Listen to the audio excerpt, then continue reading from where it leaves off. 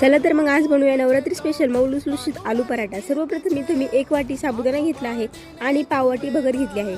साबुदाणा 3 ते 4 मिनिटं खरपूस असा भाजून घ्यायचा। भगर आपल्याला कच्चीच ठेवायची आहे। भगरीचं पीठ तयार करून घ्यायचं आणि साबुदाणा थंड झाला की साबुदाण्याचं देखील पीठ तयार करून घ्यायचं। आता लगेचच 5 ते 6 हिरव्या मिरच्या आणि अद्रकचा तुकडा घेऊन त्याचं एक ठेचा तयार करून घ्यायचा।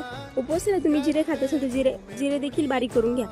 त्यानंतर लगेचच उकडलेले 2 बटाटे किसून घ्यायचे। त्यात तयार केलेले पीठ आणि मिरचीचा ठेचा टाकून मिक्स करून घ्यायचे।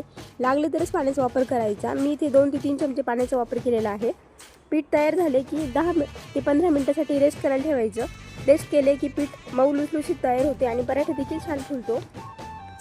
पीठ चांगलं भिजलं की लगेचच पराठा लाटून घ्यायचा। दोन्ही बाजूने चांगला खरपूस असा भाजून घ्यायचा। इथे आपला तयार झाला आहे मऊ लुसलुशीत असा उपवासाचा आलू पराठा। रेसिपी कशी वाटली, आवडली असेल तर व्हिडिओला एक लाईक करा, तसेच चॅनलला देखील सबस्क्राईब करा। धन्यवाद।